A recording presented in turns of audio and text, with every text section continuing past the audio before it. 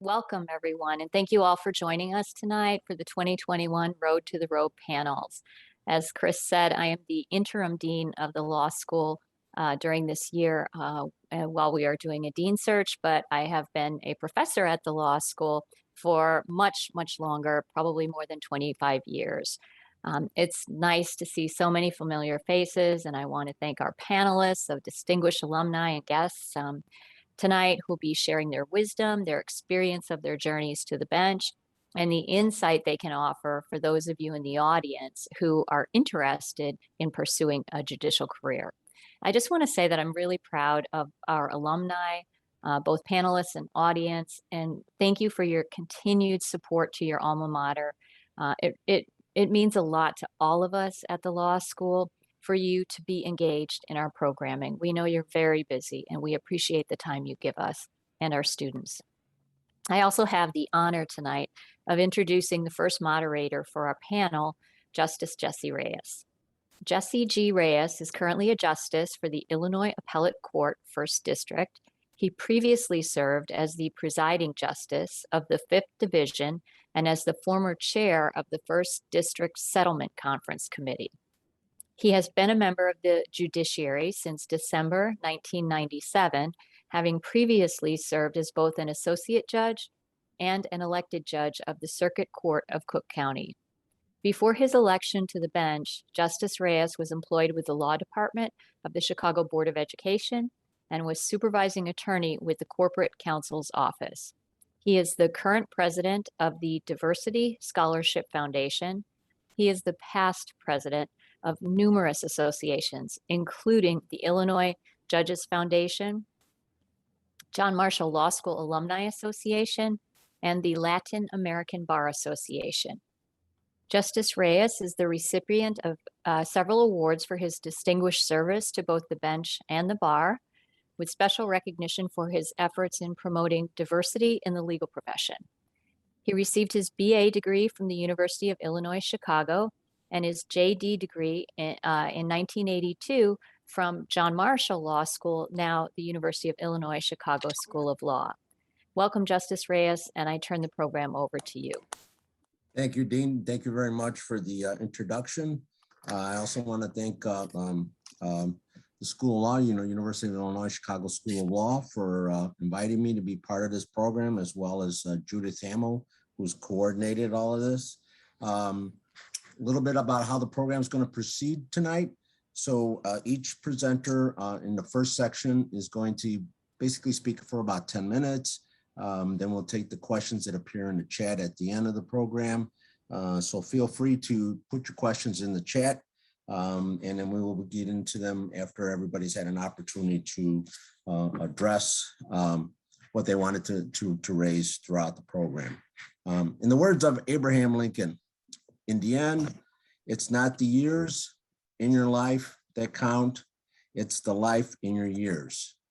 Throughout your years in the legal profession, traveling down the road to the judiciary will serve you well.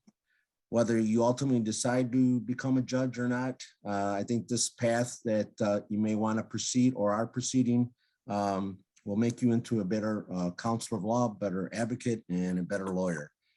Today's panel, I know, will at least share the whys and the how to get to the black robe. And by no specific order, but doing it alphabetically, just wanted to introduce our panelists this evening. The Honorable Dinah Archambeault, who is a judge in the 12th Judicial Circuit Court of Will County. She's currently a judge assigned to the Domestic Relations Division. Since becoming a judge, Judge Archambeault had received her Juris Doctorate from the John Marshall Law School, now UIC Law School.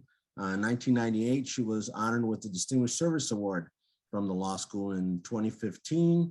And she also has received a Master's of Judicial Studies from Duke University School of Law. She has been and remains very involved in a number of activities over the years, serving on committees and developing programs. Our next presenter is going to be the Honorable Jill C. Marisie, who is the presiding judge in the 3rd Municipal District Circuit Court of Cook County, which is out in Rolling Meadows. In 2017, Judge Marisie was appointed by Chief Judge Timothy C. Evans to be the presiding judge of the 3rd Municipal District in Rolling Meadows. As presiding judge, Judge Marisie administers daily courtroom operations in coordination with the Cook County facility individuals, and also works in conjunction with the Public Defender's Office and oversees 20 courtrooms, 19 judges, and 3 staff members. So she has her hands full on a daily basis out in Rolling Meadows. We also have Judge David Navarro, who is the new, congratulations, Judge Navarro is the new presiding judge at the pretrial division for the Circuit Court of Cook County. Prior to ascending to the bench in 2012, Judge Navarro was the chief of the Public Integrity Bureau in the Office of the Attorney General's Office. Before that, he served as an assistant state's attorney at Cook County State's Attorney's Office. There he served in different roles, including as a supervisor of the Professional Standards Unit. Judge Navarro is a graduate of the University of Iowa and College of Law. He is an adjunct faculty member at Loyola University, where he teaches trial practice. And last but definitely not least, we have the Honorable Judge Nichole Patton, who is a judge in the Circuit Court of Cook County and currently sits in the county division. Judge Patton presides over cases involving mental health, adoptions, election law, civil asset forfeitures, name changes, and real estate tax. Prior to her role in the judiciary, Judge Patton was an assistant state's attorney and with the Cook County State's Attorney's Office in the Special Prosecutions Bureau. She worked with mental health unit, and she also was responsible for prosecuting cases seeking civil commitment and treatment orders for individuals who were individually detained at the mental health hospital in Cook County. The Illinois Supreme Court, in its wisdom, decided to appoint Judge Nichole Patton to the bench, and then was successful in her election and has been sitting as a judge since 2020 as a circuit court judge. And she's a 1996 graduate of UIC law. Again, without going out into any particular order, we're going to proceed with Judge Dinah Archambeault. Judge?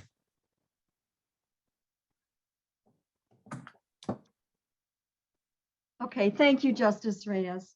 Good evening, everybody. A couple things. As everybody knows, being an attorney and being a judge, it's vital to be prepared. So I put together a few notes. So I hope you'll bear with me. There's some basic points. Quite frankly, I thought I was talking only to law students, but I understand there's a lot of experienced attorneys that are alum that are listening in. But I've got my basic points, and it is my story. So if you'll bear with me, I'll let you know how I came to be actually a circuit judge, even though the whatever it was at the beginning said I was an associate. So anyway, that's all well and good. Just by way of background, there's 3 roads that you can travel to become a trial court judge. And as some of you know, you can be elected as a circuit judge in a partisan race, and that's for a 6-year term. And then it's subject to being retained every 6 years.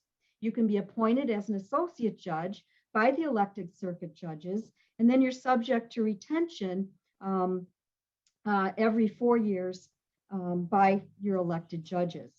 And then you can also apply to be appointed by the justices of the Supreme Court of Illinois to fill a vacancy if and when one occurs, but you then have to be elected in order to retain that position as a circuit judge once the appointment expires.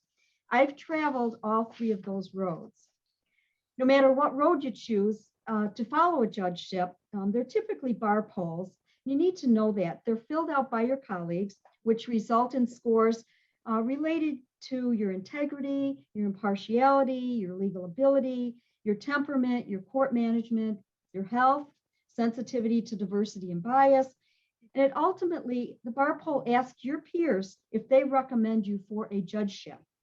Rarely does anybody get 100% in any category.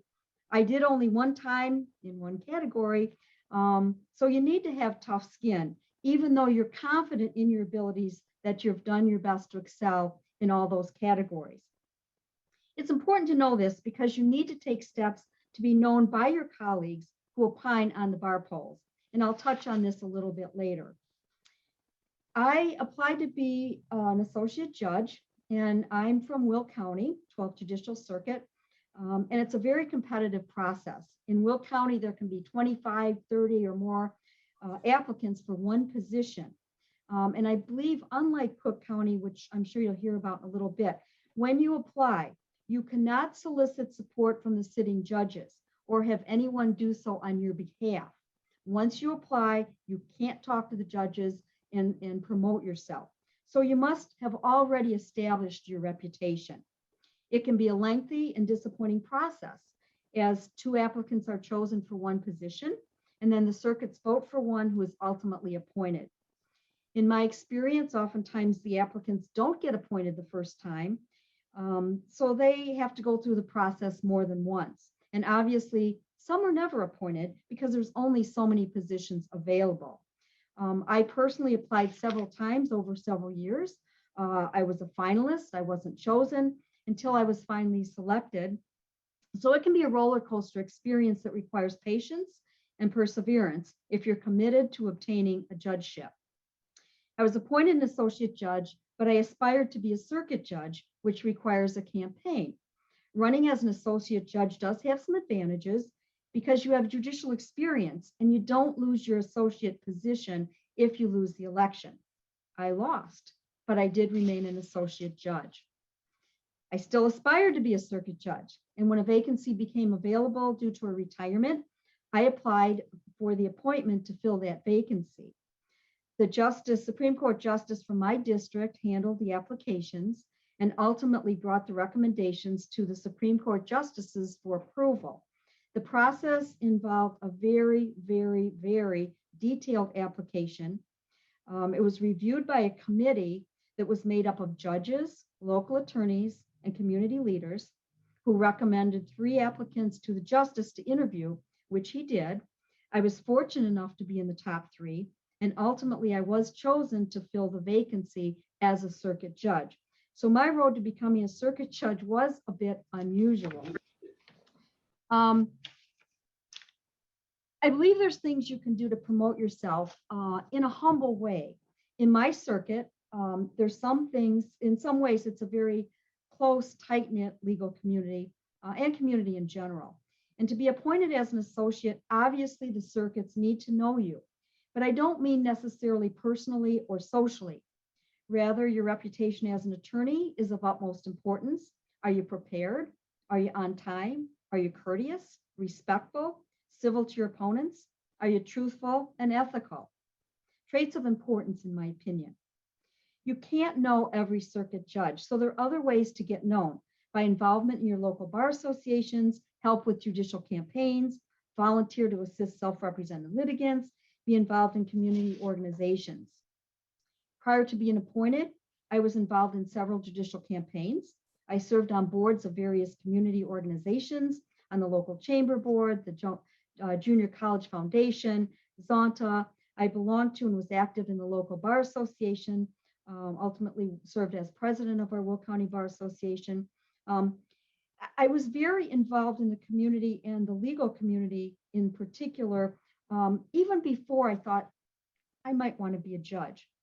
But it ultimately put me in a position where I was known, having not only been in court, but in leadership positions, and displayed what I hope was a good work ethic.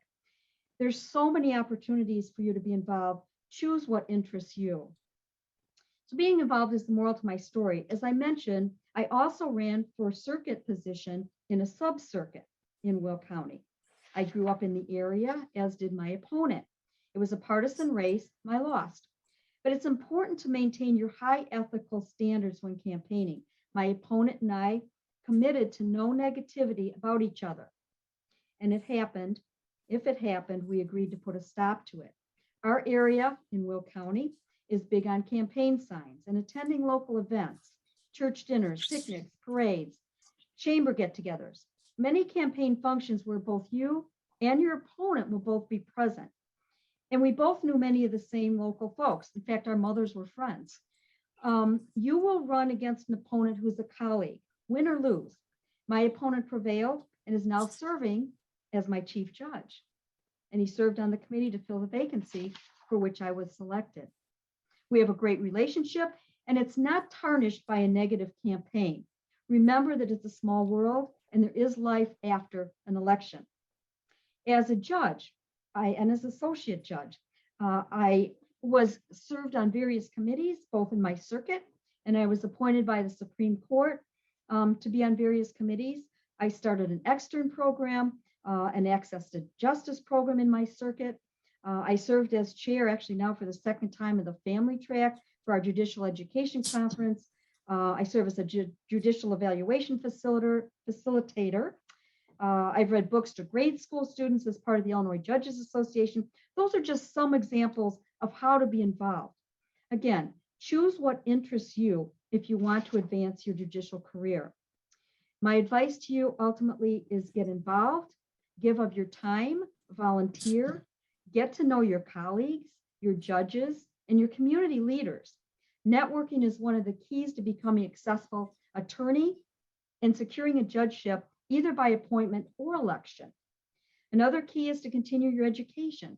Continuing education is mandatory, but it's important.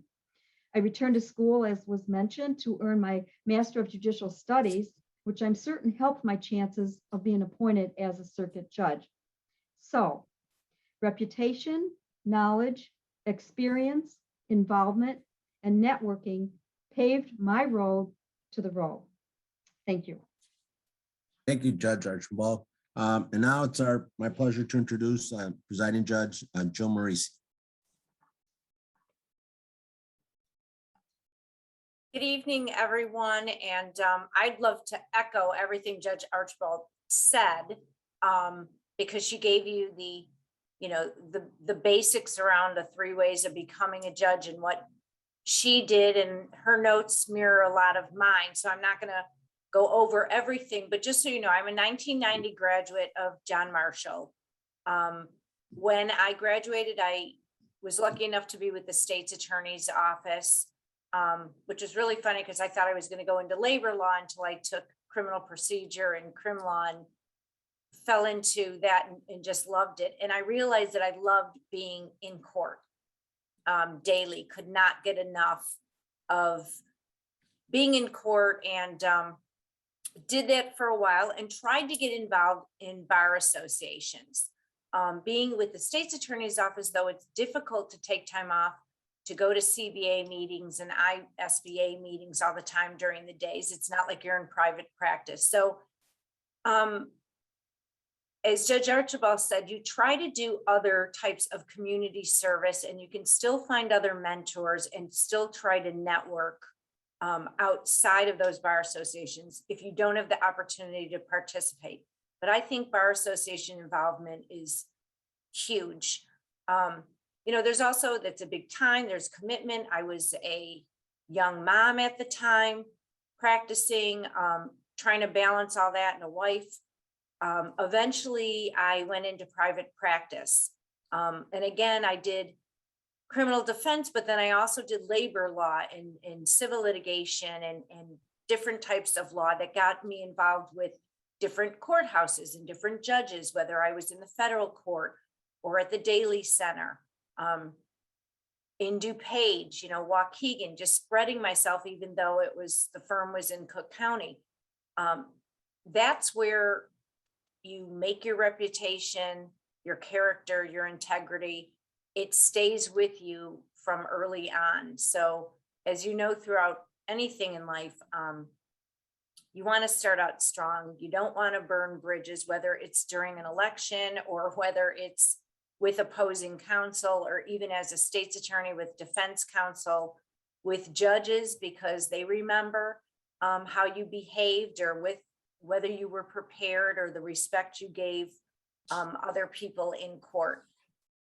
After 16 years, I did run for election in a Cook County sub-circuit, the 13th Judicial Sub-Circuit. And I had a unique opportunity because the spot that I was running for, the judge retired very late.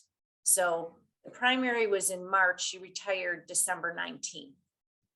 And they extended a little bit of the time, but imagine getting, 1,500 signatures or whatever we needed at the time, getting petitions during the holiday, and it becomes a community effort. And I was lucky enough, the 13th Sub-Circuit is in the northwest suburbs of Illinois, almost, from Kane, the Kane Cook border, the DuPage Cook border, the Lake Cook border. That's when you want your family and friends and kids and school involvement. So whether you're a PTA mom or you're coaching soccer or whatever, those are your voters. Those are the people that are going to help you during a campaign. Like Judge Archambeault mentioned, my opponent lost the first time, but he eventually became a judge, and now I'm his presiding judge. We were colleagues, and so you do have to have that reputation, again, a relationship that you're not going to play dirty as much as both of the parties want it. I ran in, as I said, won my race in 2006. I heard mostly, since I got on the bench, mostly criminal matters in Rolling Meadows courthouse, but I would fill in for civil, for parentage, for domestic violence. And after 11 years of hearing cases daily, I wanted another challenge. I practiced law for 16, became a judge, wanted a different challenge, and the opportunity came up to be the presiding judge in Rolling Meadows. I loved it. I loved that I had a great relationship with my colleagues that now I was going to supervise because it didn't cause a lot of friction. Some of my colleagues, most of them are men. Most of them are late 60s, 70s, one's in his 80s. So you have to have a certain relationship, know people's strengths, know their weaknesses, try to do what's right for the building and the justice system as a whole, but also keep into consideration what they want to do and the challenges they want in the courtrooms they want. So working with 24, 25 different police departments that come into our building, having a relationship with the state's attorney, the public defender, interpreters, court reporters. And I think another benefit of being a judge from that building and now presiding, I was also a state's attorney in that building when I left in 1994. I was also a practicing attorney, a criminal defense attorney in that building. And a lot of the same people are still there. And people from, the custodians to the deputies to probation remember you, remember how they were treated, whether it's the clerks or whatever, and you want respect from people and you have to give that to everyone the way you want it. So it has worked out. I am still on the bench. I for the last 8 years have been doing the mental health and veterans court calls there. I fill in, do preliminary hearings probably once a week in bond hearings. I will do anything if we're short a judge, someone's sick. I did traffic this morning, traffic cases. I will do felony cases and probably spend 2 full days a week on the bench, as well as other things, different committees that the Supreme Court will put you on regarding mental health or different services that we have, working with the clerks to develop proper forms, working with other agencies to get advocates for domestic violence petitioners or emergency order protection petitioners. So there's a lot to do that still keeps you involved, even though I'm not on the bench daily making a specific decision. Decisions you make as a presiding judge affect how the courts run. And we were all put to the test during the pandemic. And I'm lucky to say, maybe because we're out in the suburbs and parking's free and you don't need a lot of public transportation to get there. We're the only building in Cook County that's been open, fully functioning since July of 2020. We have no backlog. We've done 10 jury trials, criminal jury trials since May. My judge sets them now every week, and we probably have more, but now they know he's going to do them, so everyone pleads out. But so it's been great. You know, we've 20 courtrooms up and working. And during that time also, as Judge Archambeault mentioned, we had our associate judge election process. And I was lucky enough to be asked by Chief Judge Evans to be one of the 11 committee members with him to come up with a list. There were 22 positions. We came up with a list of 44 out of 250 applicants. We interviewed all 250 applicants daily, interviewed them. The bar associations do their reviews. And even though full circuit judges or associate judges who are sitting aren't campaigning, we do allow letters to come from our peers. And if there's a private attorney that's running and they're looking to get on the bench and they've appeared before certain judges and have a good relationship, we want to hear from those judges. And again, if there's someone who's lazy and untimely and not prepared and think, you hear from those judges too. But I think experience is huge, diversity is huge, getting involved in your community. Again, if you cannot do bar associations as much as you want to, any community involvement, whether it's homeless, whether it's something with children, whether it's, there's enough to get you involved, get your name out there and meet a lot of people and people from your community. So that was my road, and thank God, knock on wood, every 6 years I've been retained. So love what I'm doing, wouldn't trade it for the world. Thank you, Judge Marisie. And now we have Judge David Navarro. Judge Navarro. Thanks, Justice Reyes. So I just want to thank, first of all, that you've let a Hawkeye crash your JMLS UIC event. So I appreciate that. My path or my road to the bench was not a straight line. I think I'd echo a lot of the comments that Judge Marisie and Judge Archambeault made about involvement and experience. I think the consistent part of my path or of my career is that I wanted to be in a courtroom from very early on after law school. And so I started at the State's Attorney's Office, and after being in the State's Attorney's Office for a number of years, went over to the Attorney General's office. I think Judge Marisie commented that she got experience when she went into private practice, going into different counties, different jurisdictions. And I really learned a lot at the Attorney General's office about, I think those of us in Cook tend to get the feeling that there's one way of doing things, and then there happens to be 100 and some other counties in the state that apply the law just a little differently as you go across and have different procedures. And I really developed an appreciation for that when I was at the Attorney General's office. But what I also developed was, while I appreciated being an advocate, I wanted to have a voice in how those cases were ultimately decided. Similar to Judge Archambeault, I have experience in the kind of the three different paths. I applied to be an associate judge.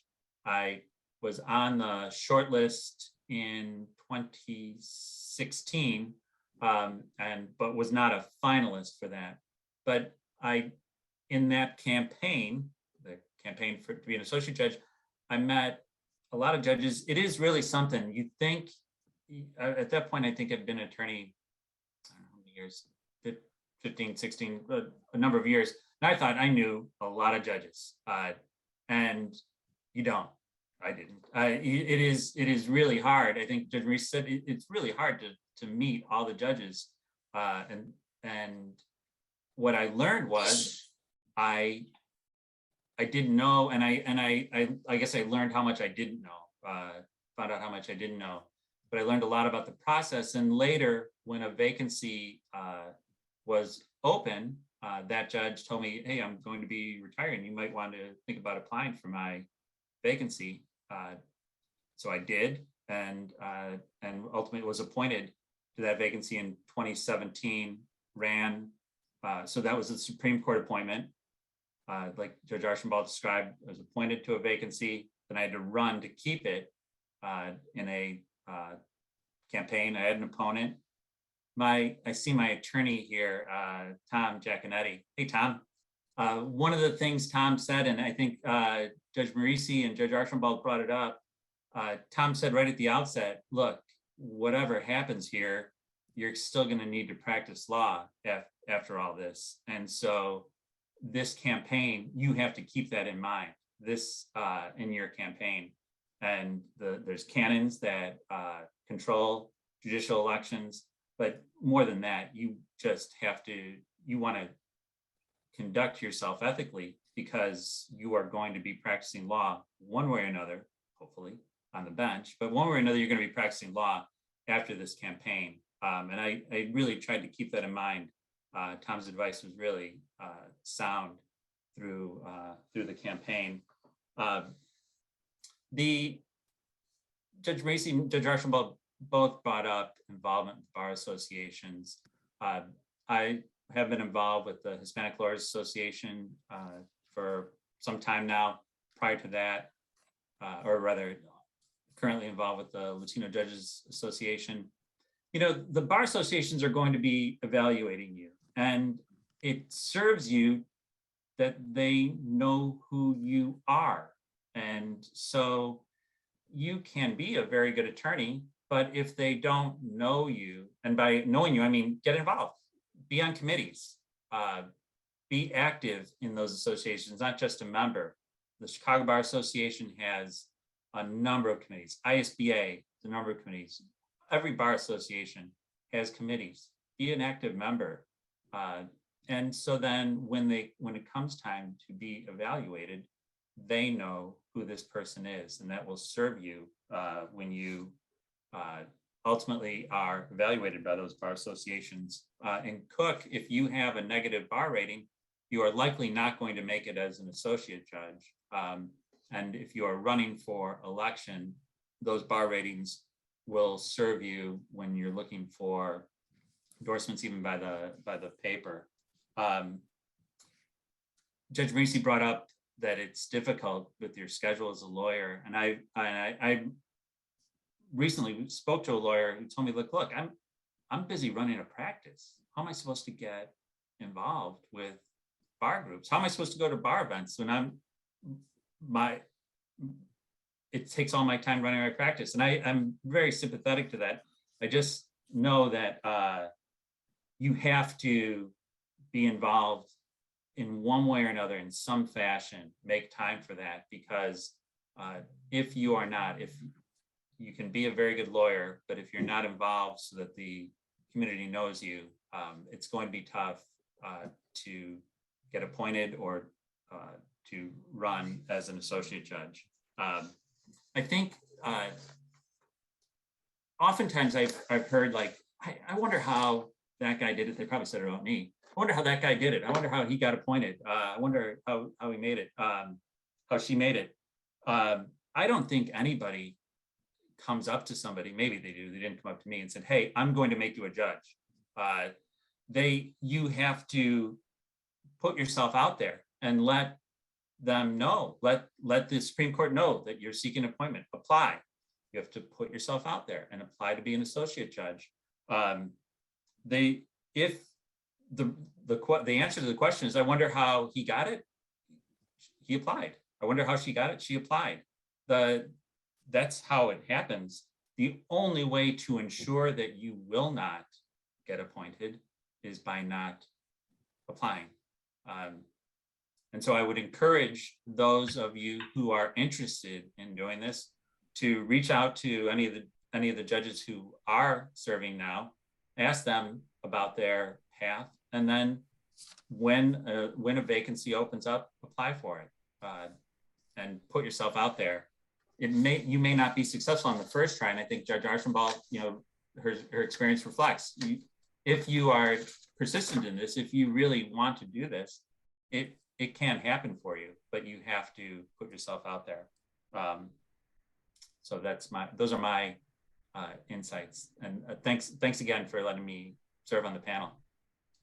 Thank you, Judge Navarro. And last but definitely not least, Judge Patton.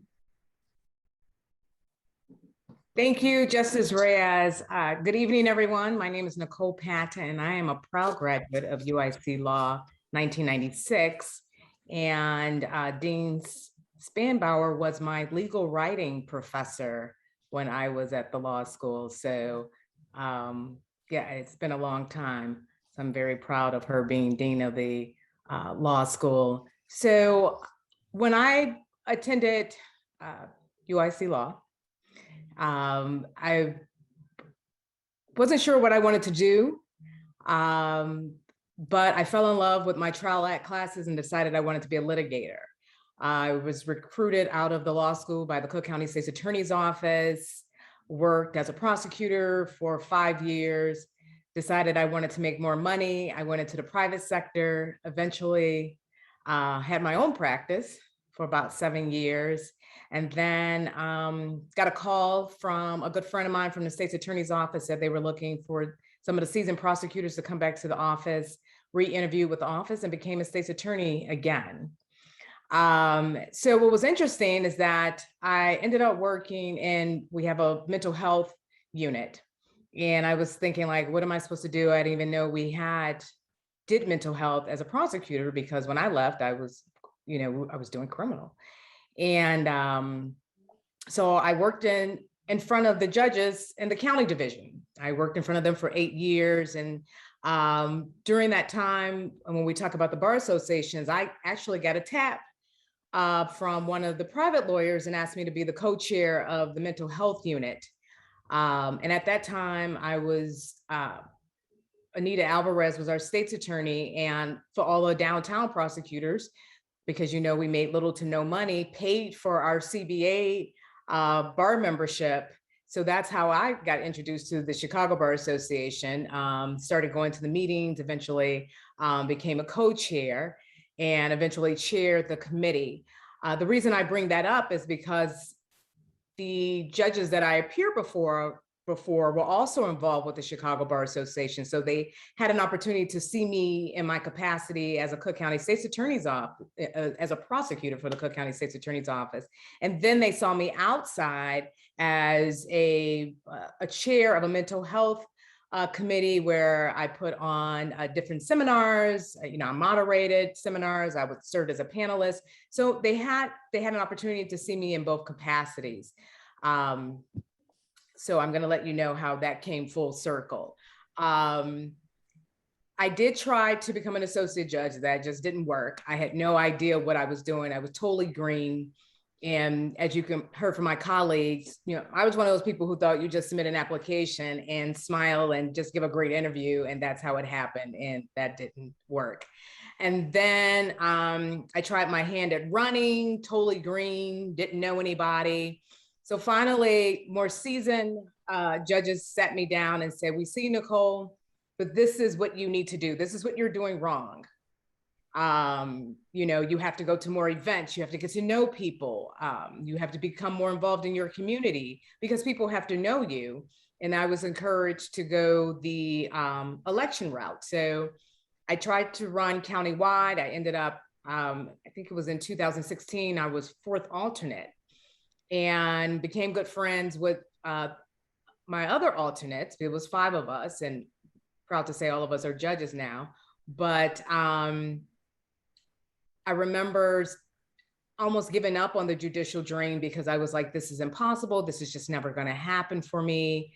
And then finally, one of the judges in Markham said, "You know what, Nichole, there's opening in the 15th Judicial Subcircuit, and that's where I live. That's in the suburban area. So it covers Rich Township, Bloom, Orland, Worth, Palos, Lamont, Worth. I think I said Worth. I think I said it's 8. If I miss one, I have 8 townships. You see, after you win, you forget all that stuff. Like, oh, I know it's 8 somewhere. Judge John Griffin was appointed to the appellate court. And I was encouraged to submit my materials to the Illinois Supreme Court justices, which I did. At that time, Justice Charles Freeman was still on the bench. He granted me an interview, and I interviewed with Judge Freeman, and I was just so excited and so nervous at the same time. And, you know, he was bigger than life. You know, I read about him, seen him, heard him speak, and I just could not believe I was in the office with him. And I remember getting ready to do my spiel about what a wonderful judge I would make. And he goes, well, what's your campaign strategy? And I'm thinking like, I'm not ready for that. My campaign strategy, like I have no idea, but I need to think of something. So I just started jumping off the top of my head, like, oh, I'm very familiar with my committeemen. I know my committeemen will support me. And I went on and on, because what happens is what people don't tell you, you hear about, you hear about people getting appointments to the bench and it sounds exciting, but that court order comes with an expiration date. And if you don't win that race, you're off the bench and you're back an attorney.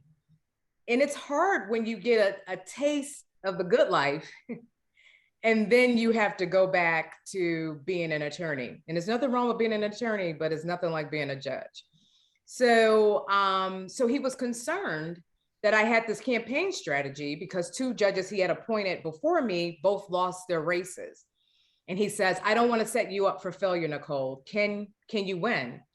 And of course, I don't know, but I told him I want the appointment and I can win. So I got appointed in June 2018. The next race was March of 2020. And like I tell everybody, once you get appointed, my campaign started that next day. I went and met with all of, each township had what's called committeemen. I met with all of my committeemen. I met with all of as many mayors I can meet. I met with trustees. I met with anybody who was an elected official. I also was a part of a mother's organization called Jack and Jill. I was part of nonprofit boards in the South suburbs. So I had already had connections in my area, but I just had to let everybody know that I got an appointment and that I was going to run in 2020. It was not easy because, of course, I was a new judge. And the reason I brought up the mental health, this is going to come full circle, because the presiding judge at the time, Sharon Sullivan, came to my swearing in and says, I'm going to ask for you to be transferred to my division. And that's when we talk about and it wasn't because I wasn't being a good attorney. This is just who I was. You know, I cared about my reputation as an attorney, not because I wanted to be a judge, because I wanted to be respected as an attorney. And because of that, and like I said, Judge, well, she's retired now, Sharon Sullivan was part of the Chicago Bar Association. So she attended all my panels and watched me as a moderator. She says, I want you in the county division, Nichole. So once I was appointed in June, in August, I was transferred out of traffic right to the county division, where I was now a colleague of all the judges that I appeared before for 8 years. So of course, it took me a good 6 months to stop calling them judge, to call them by their first name, but that's another story. But that's when we talk about reputation and being good at what you do, because you never know who's watching you. And guess what? Mental health ended up being the theme of my campaign. And I ran on being a judge who presided over mental health cases, helping families who had loved ones in crises. So it all came full circle. The work that I did and how I was able to apply it in my campaign, and also still continue to do the work that I love, which is mental health. So I was full-time judge, and then full-time on that circuit court, the campaign circuit. So you have 2 jobs at that point. So you're a judge by day, and you are a candidate by night. And no one cares that you're a judge, a sitting judge, because people want to run against you. So it wasn't like, oh, I'm a judge and everybody stayed out of my race. No, people wanted my job. And that made me work harder because I knew that I had to earn that. Even though the Illinois Supreme Court thought that I was a great person, I had to prove to the public that I deserved this appointment and that I deserved my job. So I did have an opponent. I had actually had two, but one decided not to run. So it was just a one-on-one, and I was successful. Thank the good Lord. Thank for everybody who supported me, friends and family. And like I always tell everybody, anyone who's interested in being a judge, definitely, I can put my email in the chat, reach out, have the conversation, because what I'm just giving you is an overview. I'm not giving you the dirty details that what we have to, if you really want to know how the sausage is made, we can have a separate conversation based on that. But it's a great job, and this is a great law school. This law school trained me to be the person that I am, and I'm forever grateful to UIC Law for giving me the, thank you for the shout out, Kelly, giving me the background and the training that I still utilize to this day, presiding over trials. I never forget what I learned at UIC Law, and grateful to be a judge. And I'll put my email address in the chat if anybody wants to talk to me afterwards. Thank you. Thank you, Judge Patton. And then if anybody has any questions, I know there was a couple questions, and well, I'm sure I'll pass on to the panel. But let me just follow up with a couple of things that some of the panelists mentioned, and I think what's important is definitely civility, run with civility, as some have shared this evening. It's come back to be a benefit in terms of running a campaign within the rules and doing it in a civil manner. The other thing is definitely before you decide to jump into the water, develop a plan. Develop a plan in terms of, if you're going to run as an associate judge, that's an entirely different campaign than if you're running for election. And if you decide you want to run an election, then you have to determine, particularly if you're in Cook County, do you want to run in a sub-circuit, or do you want to run countywide? And you have to develop your campaign committee. And you have to give this all a lot of thought in terms of, who you want on your campaign committee, who's going to assist you, who's going to be your treasurer. Judge Archambeault mentioned about the petitions, and Judge Marisie mentioned about petitions. You need to get an election lawyer because they can make or break whether you're on the ballot. Particularly in Cook County, candidates love to challenge, and there's always challenges in regards to petitions. And I talked to colleagues around the country. They're kind of surprised that, we do that in Cook County and in Illinois, but I said, well, that's part of the process. They're always challenging each other. So you want to make sure that, you get your petitions done correctly. As Judge Marisie mentioned, she had a short amount of time to get her petitions done. And I'm sure she had, a good election lawyer to help her along the way to make sure that they were all done properly. It's as has been mentioned, it's a great job. But at the same time, you have to kind of develop a plan to make sure that you get to, wear the robe, and that's really important. Another little nuanced differences than outside of Cook, particularly out in Judge Archambault's area in King County, they love their signs. When I started, I remember some of the political advisors says, signs don't vote unless you're outside of Cook County, then they're important, So again, just a couple of things that I just wanted to kind of add to the discussion. I know one of the questions in the chat was how are bar associations viewed in the accession to the bench? Do any of our panel members want to take that question on? I know we touched on it a little bit. Judge Marisie? And I can just give you my involvement because of the associate process. I think years ago, as Judge Navarro said, and I was not on the committee before, if you had a negative rating, they didn't consider you. it's not so much that anymore. I mean, we know how these panels are. Sometimes they don't get it right. It might be one evaluator that day.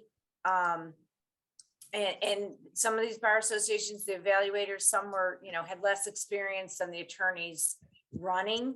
We take that into consideration, but the Alliance is a mix of a bunch of different diverse bar associations together. They send people in, you have a short interview. But I think if you have, ARDC beefs, they're gonna put that in there. You fill out an application that has to be honest and truthful. They're going to say, if you've only practiced, under 10 years, they might say you don't have the experience. So if you, like I said, had ARDC beefs, if you filed a lot of bankruptcies, if you've been in a lot of litigation, they might not want that, any criminal background. So, but this time, and I hope going forward with the associate process, one bad mark out of, I don't know how many, 10 is not going to prevent someone. It shouldn't prevent someone getting on the bench. But I think in the bar associations, if I can just go back when I said, it was hard in the suburbs, working downtown, living out there, trying to make every bar association event. You can show up to some. What's great as a law student, and I know the Justinian Society has it, and maybe some other bar associations, we have reduced rates. We have sitting attorneys that pay for a student at a lot of our dinners and events because things could be costly. So find that, find that mentor if you're with your law firm. See if you can go with some of the partners or associates. If they'll have something just to get you around, and doing community things, just like Judge Patton. I was out in the sub circuits with a bunch of different townships. We had committee men. Originally, there was 5 men and me running, 3 backed out. I did not get the endorsement, but I ran a better race. Some people think they get an endorsement, their name's going to be printed on a ballot for whatever, party, and they can sit back. And I had a great lawyer too, who was on here, Jim Nally, was my election lawyer, campaign lawyer. But if you are going to do it, like Judge Patton said, you start that next day, you hit the ground walking. Judges in the suburbs don't go door to door. I mean, judges usually don't go door to door. My group went door to door. I don't care if they had my opposition sign on their front lawn. Most of them didn't even know how it got on the lawn. You just hit everyone, police departments, fire departments, wherever you can go, the trustees, all those elected people. And, we ran the race, and maybe signs don't vote, but if they see, Marisie enough, they'll remember it on the ballot. And every little bit helps, but you just have to, it's like studying for the bar exam. You only want to do it once, if you can. So you do everything you can that first time to try to make it on the bench, if that's what you want to do. Don't leave any stone unturned. So that was my final words. Okay, all right, well, I don't know about final, but we got another question here. Whichever of the panelists wants to take it on. Does anyone have insight as to the use of references in the associate process? The application requires them, but how are they contacted? I'll take a stab at that. I was on the Judicial Evaluation Committee for the CBA when I was a younger attorney, and we contacted them. We contacted references. I know I have been contacted by Alliance investigators, or they're really attorneys. I think they call them investigators. The individuals who are following up on the applicants' references. I've been contacted, and they ask a series of questions about. And I think Judge Archambeault talked about them, your temperament, your experience, your knowledge. They ask about those. They ask about those things, and your references will speak on them. they usually also ask, do you know anyone else who knows about this applicant? So they're looking to get some other opinions about the applicant. But they do definitely call in those. Okay, thank you, Judge Navarro. I understand that we have to conclude our program to allow the second program to proceed. Again, I want to thank the dean. I want to thank the school, Ms. Judith Hamill, and our panelists today for participating in the program and for giving us this opportunity to address all of you who are aspiring members of the judiciary. I also posted my email address if anybody wants to reach out to me with regards to how to run. I think I know a little bit about it. Again, thank you so much and enjoy the rest of the evening. It's my sincere pleasure to introduce James P. Nally. A 1984 UIC law graduate, James P. Nally is admitted to practice before the Illinois courts, the U.S. District Court in Northern District of Illinois, and the United States Seventh Circuit Court of Appeals. Mr. Nally distinguished himself in the appellate division of the Illinois Attorney General before embarking upon a highly successful 25-year private solo legal practice. During his career, he has been involved in well over 100 appeals, many involving groundbreaking precedents concerning ballot access and campaign finance. A recognized election law authority, he has represented literally hundreds of candidates and objectors, been appointed by the circuit court as a public member or member to various suburban electoral boards, advised numerous local political parties and boards, and lectured widely. Mr. Nally has been recognized as a Law Bulletin leading lawyer, a super lawyer in general litigation, appellate, legislative, and governmental affairs, and a Chicago Magazine top lawyer in North America. He currently serves as election counsel under Cook County Clerk Karen Yarborough. Please join me in welcoming Mr. Nally, our moderator for navigating the process. Thank you very much, Judith. I very much appreciate your kind words. I am very excited about the panel that we'll have an opportunity to hear speaking this evening. The first segment, I think, was a very interesting segment where judges, very well-respected judges in our court system here in Illinois, were able to tell their personal stories and the very diverse ways they all ended up on the bench. This segment's going to be a little more nuts and bolts, I hope. I think all the judges that you heard speaking in the first segment talked about the mechanics of putting together a campaign, what you need to do. And we're going to try to delve into that with our panelists this evening in the second part of our segment here. We have four very distinguished panelists that will be able to share some of their knowledge with you this evening. Two are currently serving as appellate court justices in the First District Appellate Court, and two are practitioners, as well as academics. The first panelist that I'd like to introduce is the Honorable Matthias W. DeLorde, a justice of our Illinois Supreme Court. He was born in the city of Chicago and earned his BS in mathematics, cum laude from DePaul University, and his JD from UIC Chicago Law School. He also holds a master's degree in public administration from the University of Illinois. And before becoming a judge, he was a partner at a mid-sized Chicago law firm where he specialized in local government and election law, representing candidates, election agencies, and political committees for over 20 years. He has served as the editor-in-chief of the Illinois Institute for Continuing Legal Education Election Law Handbook since 2002. The most recent edition came out in 2020. And Justice DeLorde is also the editor and primary author of the AOIC Mortgage Foreclosure Bench Book. Our second panelist, also a very distinguished appellate jurist, is the Honorable Nathaniel Roosevelt Howes. Justice Howes was first elected as a Cook County Circuit Judge in 1998. He had served on the Illinois Appellate Court since 2009.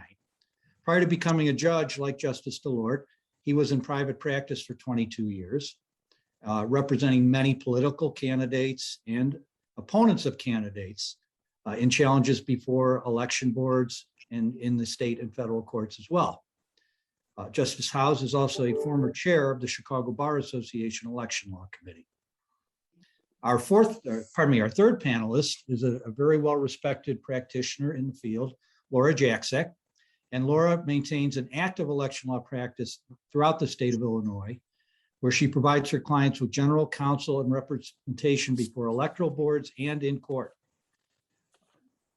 She counsels clients regarding federal and Illinois campaign finance law, petition drafting and filing, challenges, election day issues, post-election ballot issues, and as well as being in related ethics issues as well.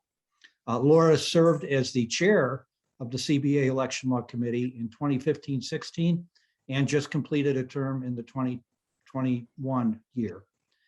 She holds her JD from the U of I and a BA in Economics and Political Science from Northwestern University. Excuse me.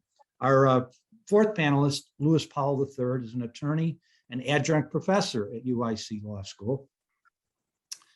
He is an attorney in private practice as well. Mr. Powell has been both a hearing officer and client in election law matters.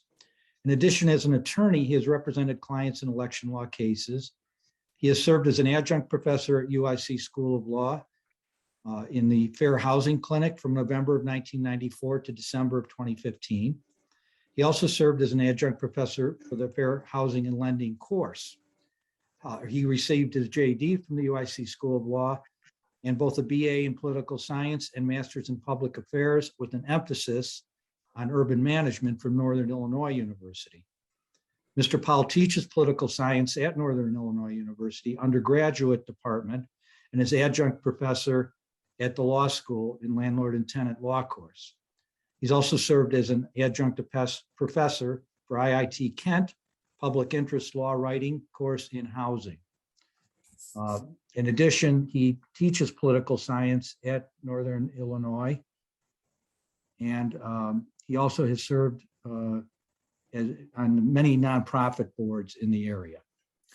So I'm very excited to have the panelists that we have here. As I said, this is navigating the process.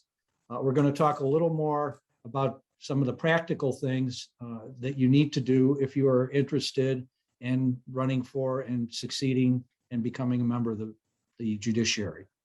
So I'm going to do it in a format where I'm going to ask each of our panelists a couple of questions.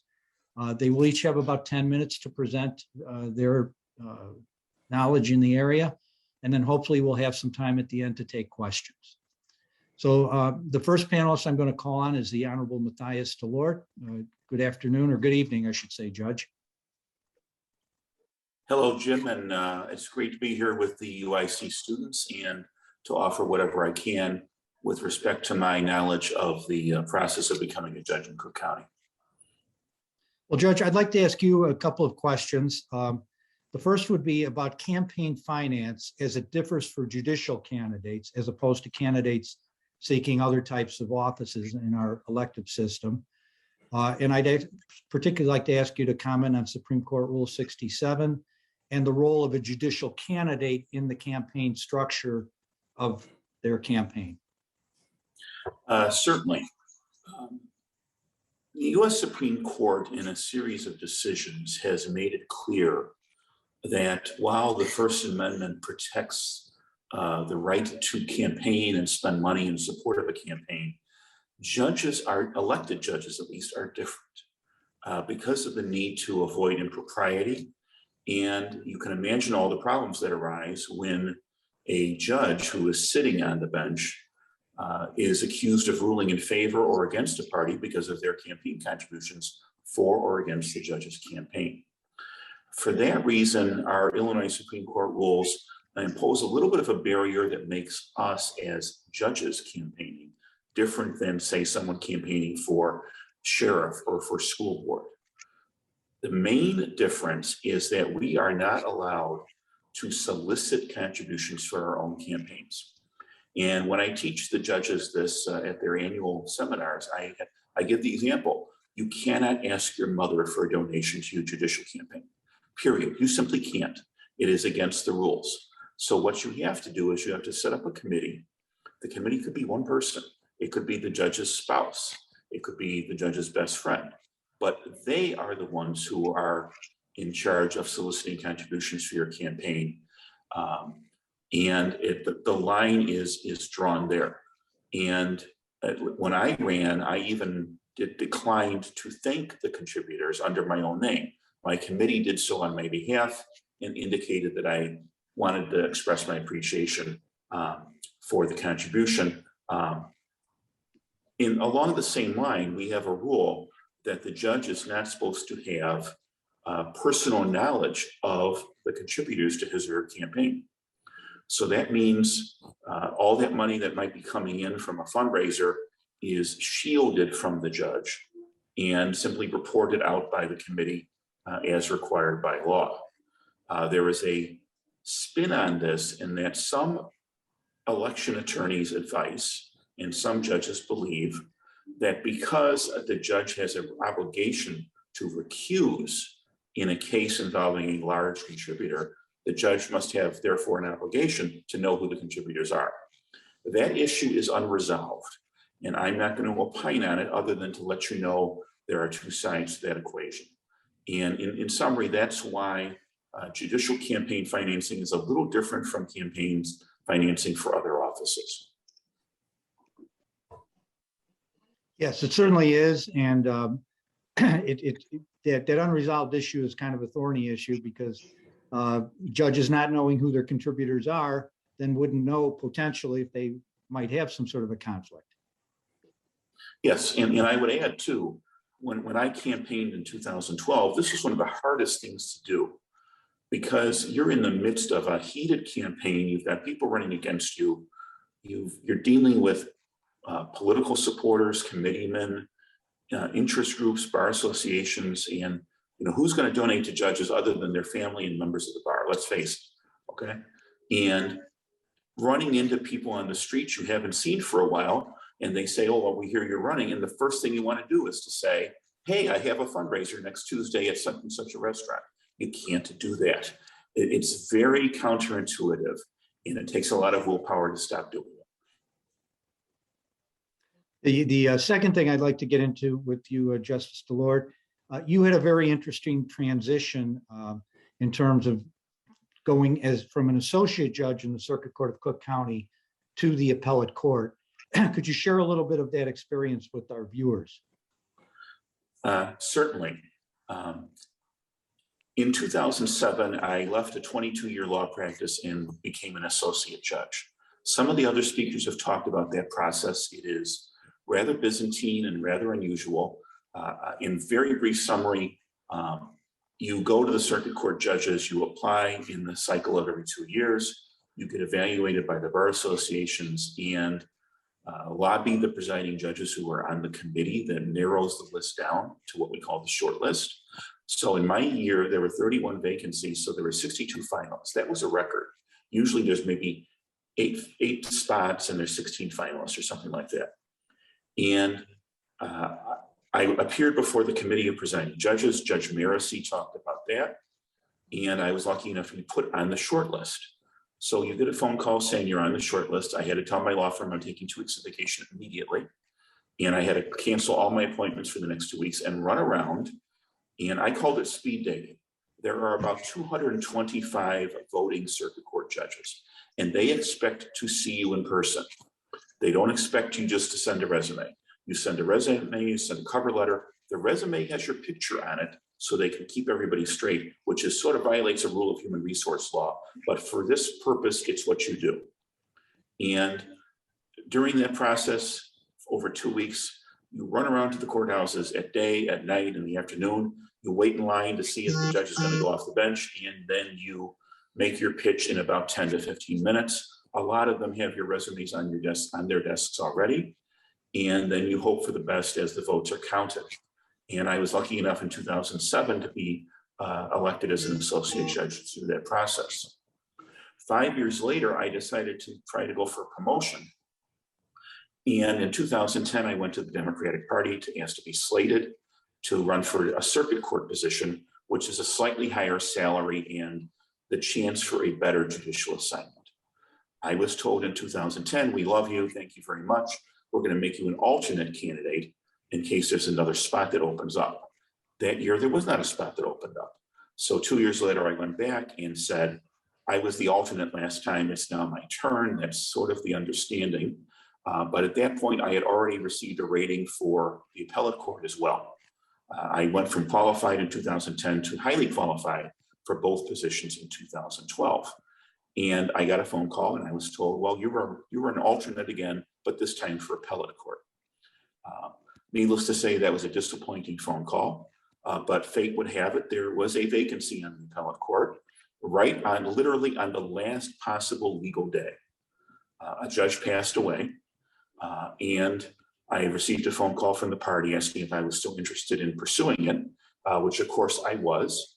But the problem, as Judge Marisie mentioned, you had to get your petitions done in 2 weeks. And for her running in a sub-circuit was 1,000 signatures. For me running countywide, I had to get, I think, about 3,000 good signatures, which means you have to get 10,000 a pool because some are going to be invalid. And that required calling in everybody I ever knew in my entire life, as well as every political person I knew and some suburban mayors I represented, and scrambling around to get them the actual paper, physical paper, in their hands so they could get the signatures, and collecting it all within 2 weeks and getting it on file. So that was quite a job, so to speak.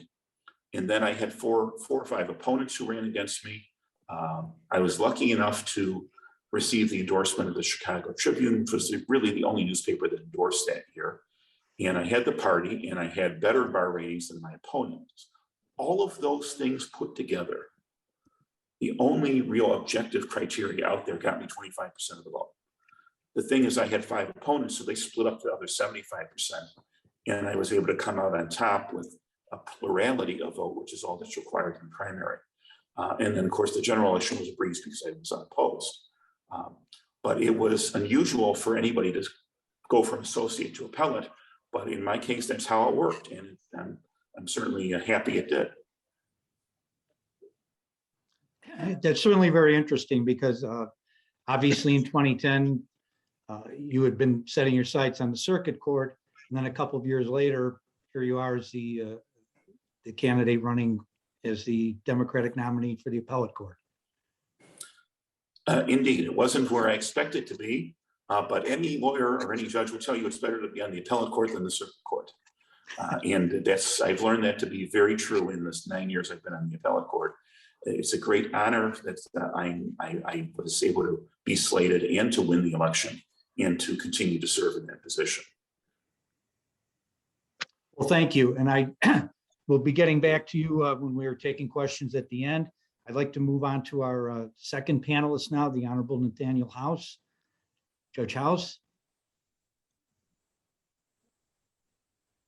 Thank you. I had to unmute myself. How are you? Thank you for inviting me. It's great to see you. Good to see you.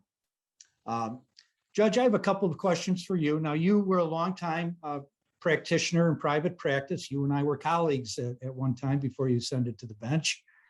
Yes.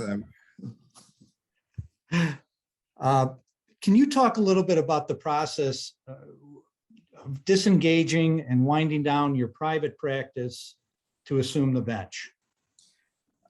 Yes, I'd love to.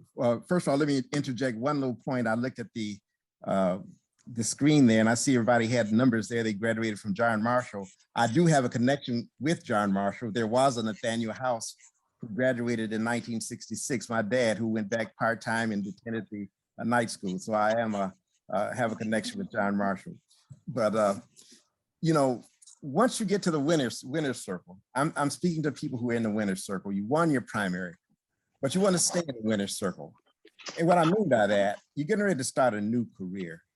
You're getting ready to start a new career. And what you don't want to do is start that career out having to defend yourself against clients who are complaining because you have abandoned them. You have to wrap up your practice in a way that's professionally done and prevents future problems. Now, if you're in a larger firm, that's really not so much of a problem because you can spread the work out to your other colleagues who are in the firm. And we'll talk about fees and things in a few minutes.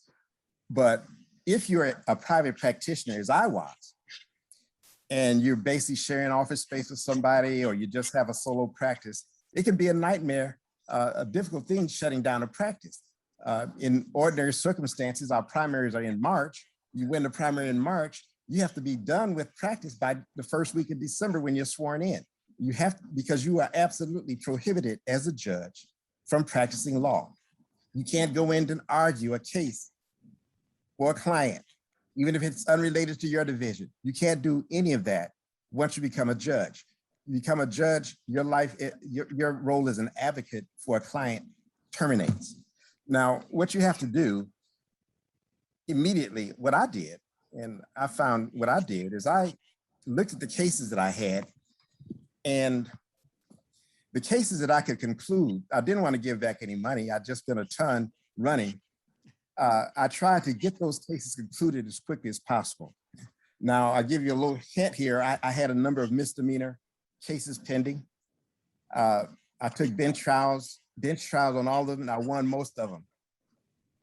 And that may be coincidental, but try to dispose of the cases that you can. The cases that you cannot get disposed of, you need to find, if you can, an attorney to substitute in on the case. And that's very important because you don't want to have a situation where you have a client complaining to the ARDC that you abandoned them. You know, you don't need that kind of headache starting out with a new career. So you need to find a new lawyer to come in and step in the case, or alternatively, if it's impossible for you to get another lawyer to step into the case, you need to go in and formally withdraw from the case in court. If you have a case pending, a PI case pending, for example, and you may have taken it when maybe you shouldn't have accepted the client's case and time is running out, file the case, file the complaint.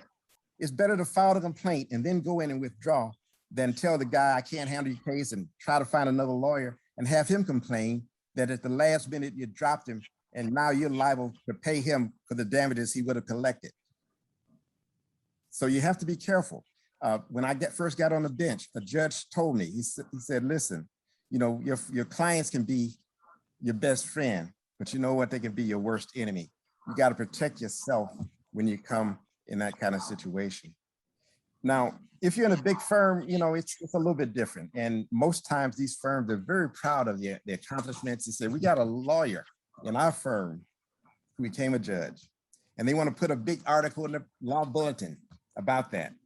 And what's wrong with that? Oh, you know, a ordinary citizen looking at the paper and sees, oh, they must have good lawyers at this firm because one of the lawyers became a judge. Well, that's exactly why that should be prohibited. You should discourage your firm from publishing those congratulatory notes. Why? Because the rules say that judges cannot use their robes for the private interest of individuals. And sure, they're basically congratulating you, but they know, the persons who are putting those ads in the paper and the law bulletin, they know that by advertising the fact that you are now a judge, that's raising their prestige and helping their business. So try to discourage that from taking place. Tell your law partners not to publish those congratulatory messages. With regard to fees, undoubtedly, you're going to have some cases where fees are open. Fees are not being paid to you. Fees are owed to you. Once you become a judge, you can collect fees that are owed to you, that you've already worked for, that you've already earned. But the amount of those fees, or if there's, for example, a contingency fee situation, the amount of the fee, the percentage, and the method for calculating the judge's share of the fee must be decided before the judge goes on the bench.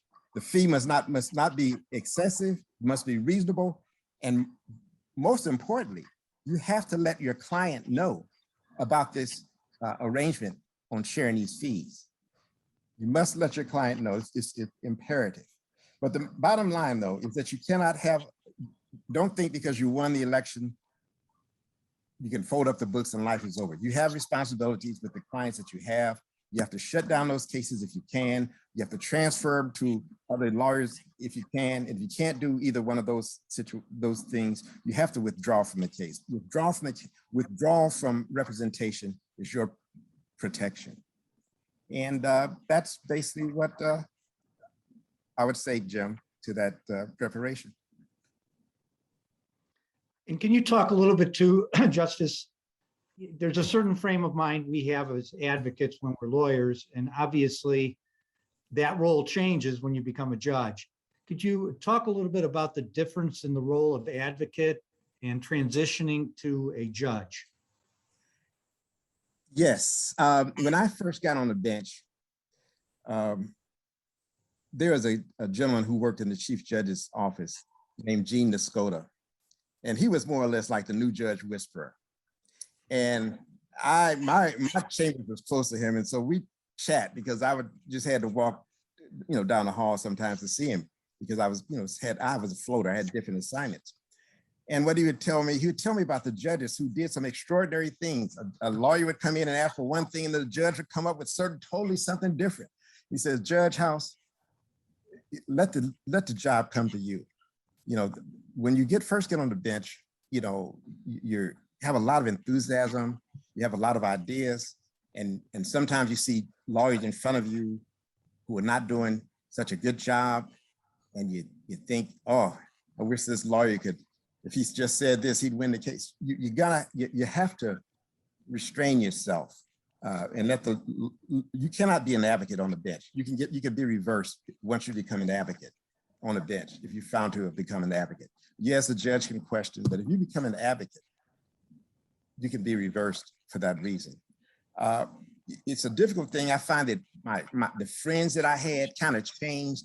My friends now kind of like they're either fellow judges or not lawyers at all. And that's really what it boils down to. They're the longtime friends, and Jim, Nally, and Matt DeLord, and a number of others, we all served together on the election law committee going back almost 30 years. So we naturally, we maintain our relationship. But I find that, my friends are basically judges or people who aren't lawyers. And that's how it kind of fades out with a few exceptions. Yes, I do see articles and newspapers. I watch CNN and I have my opinions on things.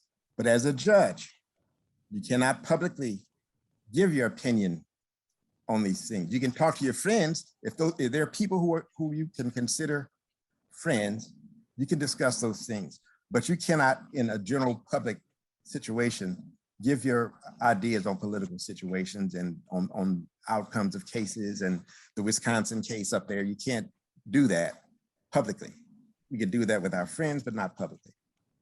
I'm not sure if that answers what you were getting at, Jim, but I'm open for a follow-up.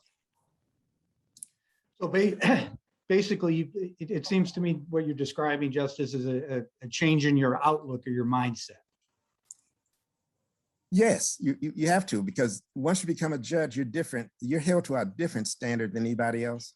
Actually, you're a lawyer. You're a lawyer when you go to court. You lawyer between your courthouse and their office and it out. But when you're a judge 24/7. You can do something 2 o'clock in the morning that can affect your employment as a judge. You are a judge. You have to comport yourself at all times in a manner that is respectable and respectful.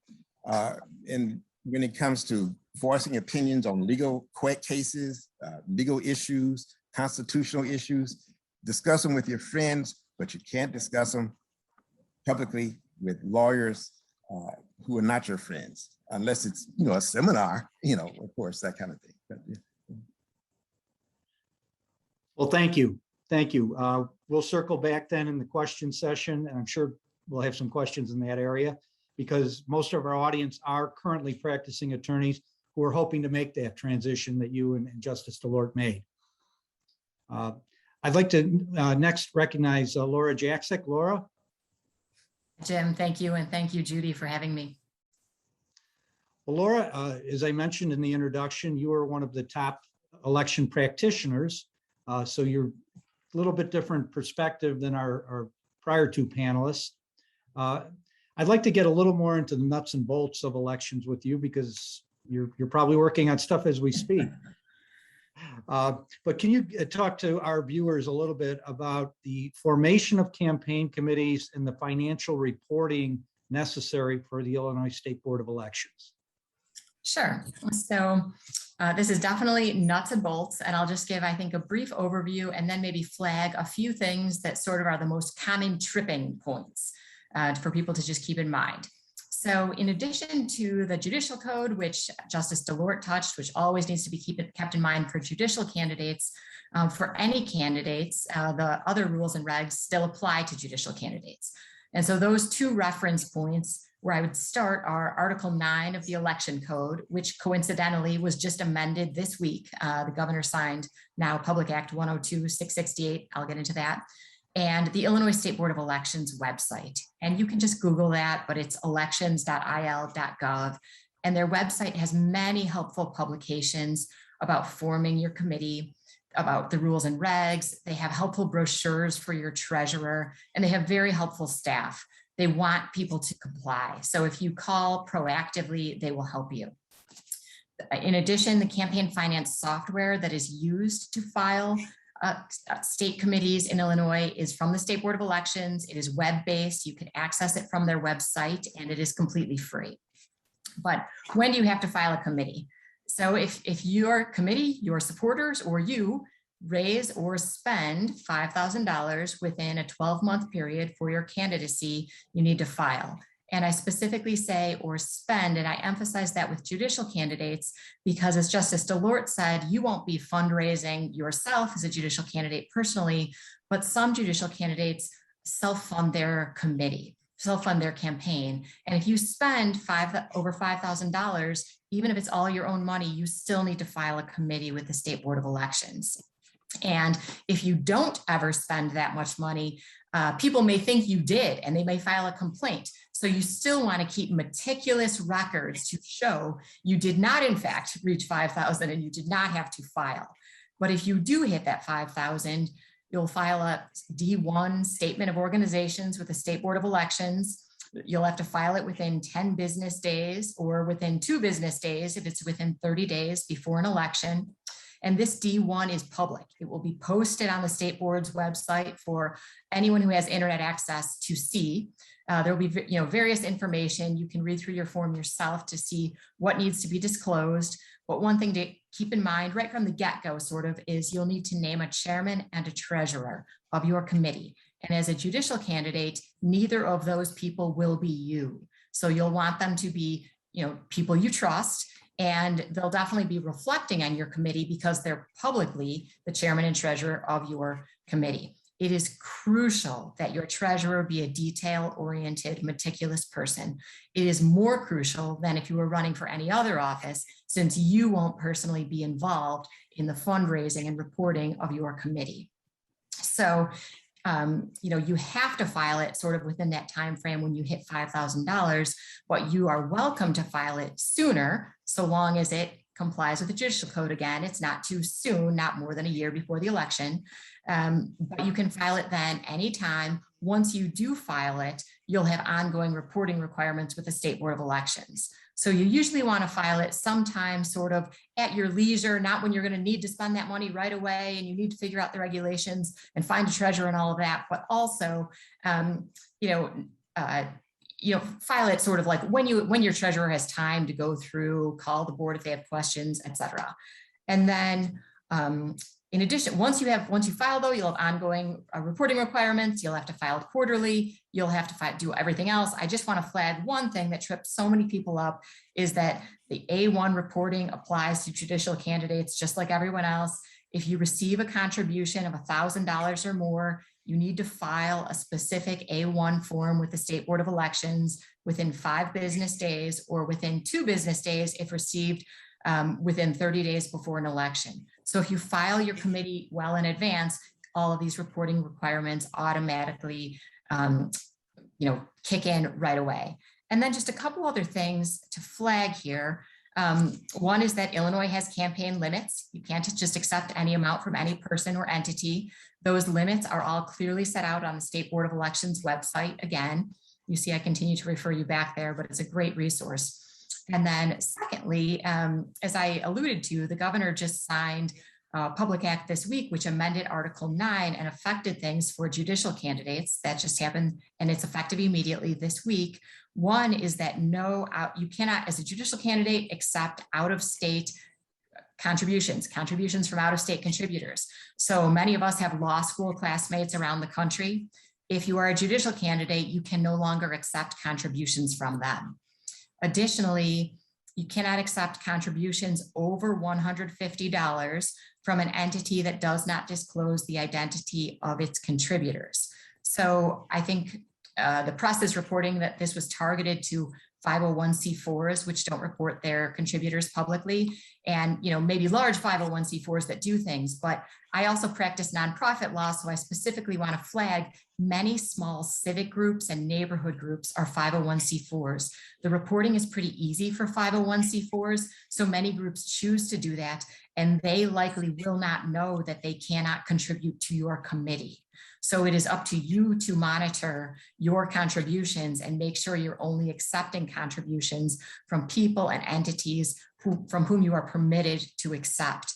And if you only take checks, this is much easier because the way the rules and regs are, the date of contribution is the date you deposit the check. So if you get a check and you wait to vet it and you realize you can't take it, you can just mail it back and you have never received it, according to the rules and regs. However, if you accept contributions online, which you can do, there are different reporting requirements for that, but also you might run into trouble. You might inadvertently accept a contribution from an impermissible source, especially now that I said this about the new rules that have kicked in. People likely won't be familiar with those. They just went into effect this week. So again, totally up to you. I'm not discouraging online contributions. I'm just flagging that. And then my last thing to flag on this, Jim, and I'll stop being so long-winded, is in-kind contributions can be tricky, but they must be reported.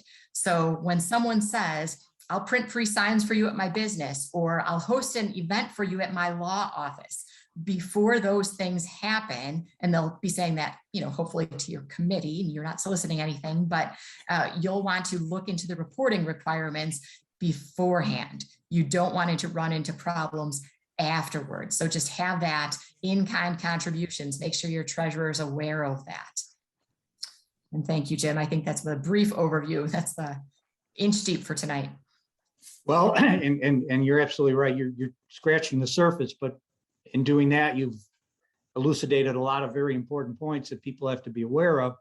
And then I think circling back to something Justice DeLorde mentioned, in the context of a judicial candidate, this is even tougher, because you as a candidate are not going to be seeing these contributions that might raise issues, which is then, circling back to what you said, Laura, you better have a really, really on their toes treasurer and somebody who's really understanding this process and understands what they can do and what they can't do, because the candidate is essentially blind in this area. But I can certainly say that if there's some irregularity or some problem, and the committee, receives a complaint or is fined by the State Board of Elections for taking an improper contribution, the result of that is going to reflect very, very badly on the judicial candidate, even though the judicial candidate, because of the nature of their candidacy, wouldn't have direct knowledge of that.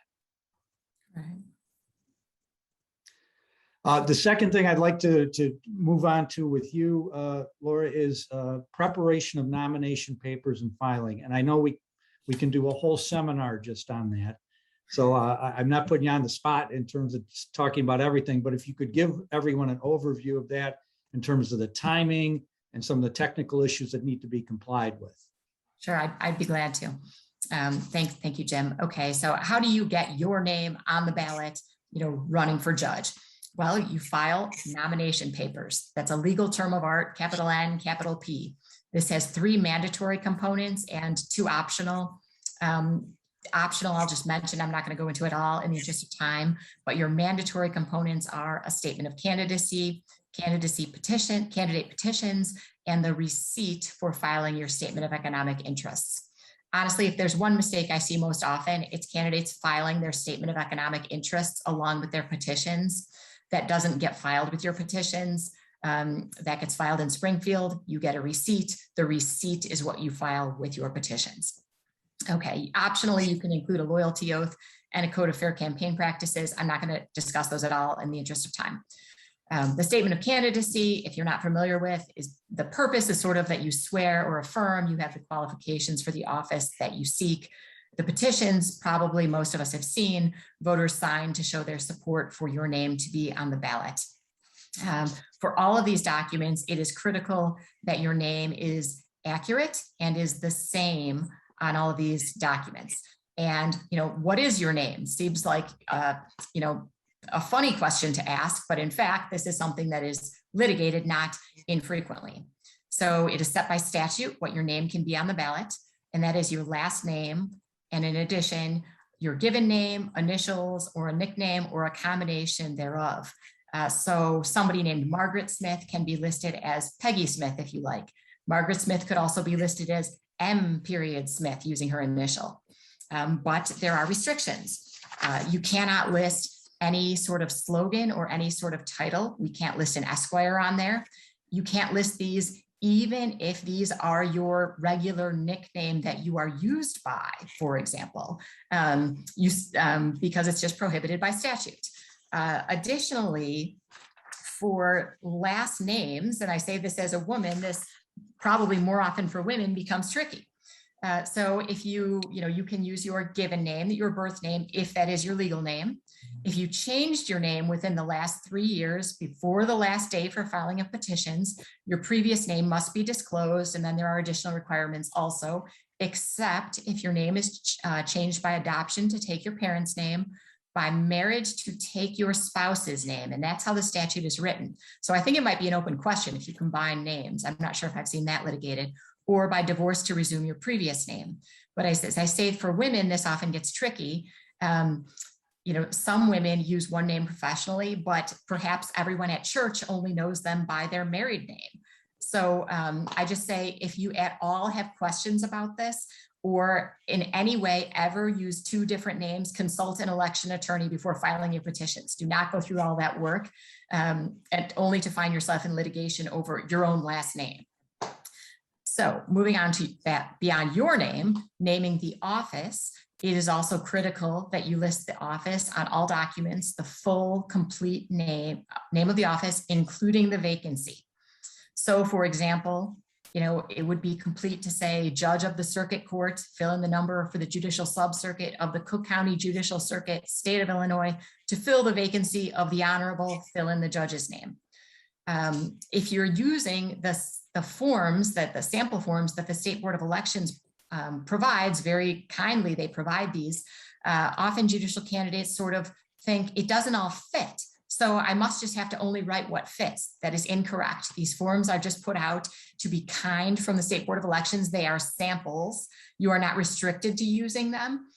You can type your own, you can squeeze things in. What is critical and required by law is that you list the complete office name. So that is your concern. And another thing that sort of often pops up, or sometimes I would say pops up with judicial candidates, is that perhaps you haven't decided which vacancy you want to run for, whether it's for, which judicial of the judges, or if there's going to be, additional judgeships and you're not sure, do you want to run vacancy A, vacancy B? Maybe you want to wait and see who the other candidates are.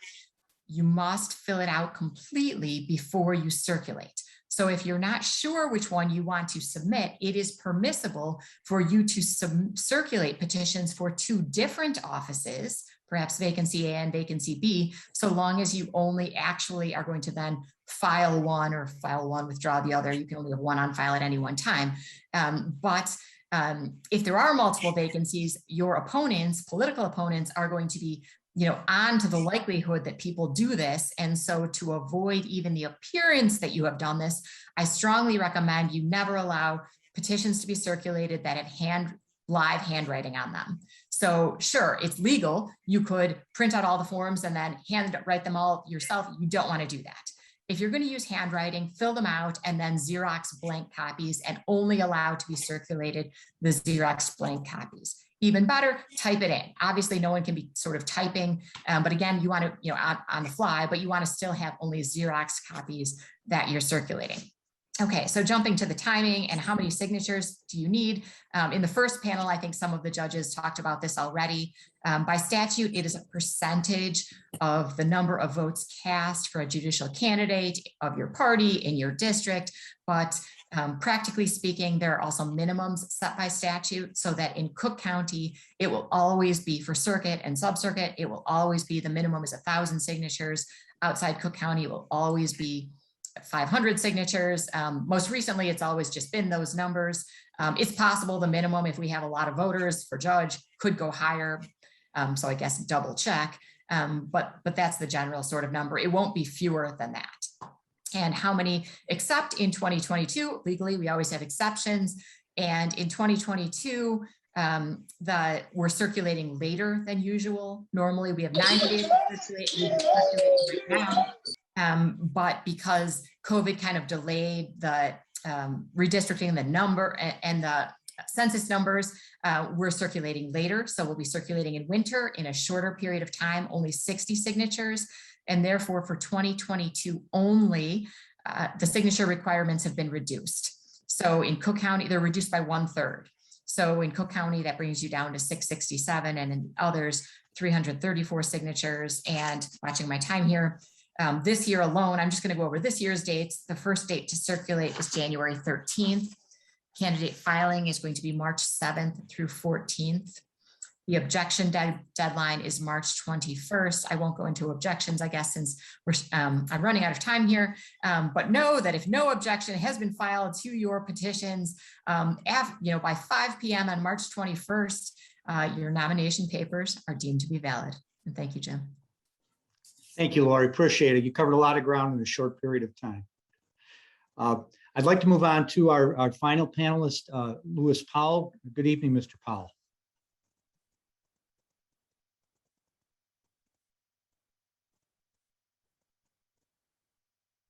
Good evening. Thanks for joining us. Thank you. I'd like to focus a couple of questions to you. You've been very active in bar associations over the years and served in leadership roles. And I know all of our viewers are very interested in bar ratings. So my first question to you would be, can you talk briefly about the importance of bar ratings in general, whether you're running for associate judge or an elective judge position? Very much so. First of all, thank you for having me. First of all, I've known Justice House a long time, and he's one of my my mentors, and I respect Judge House. He was one of the elite election law attorneys, along with Justice Delord. Just wanted to get that out there. But in terms of the bar associations, I can say as a former president of the Cook County Bar Association, and as a former board of managers for the Chicago Bar Association, the bar ratings can be a game changer.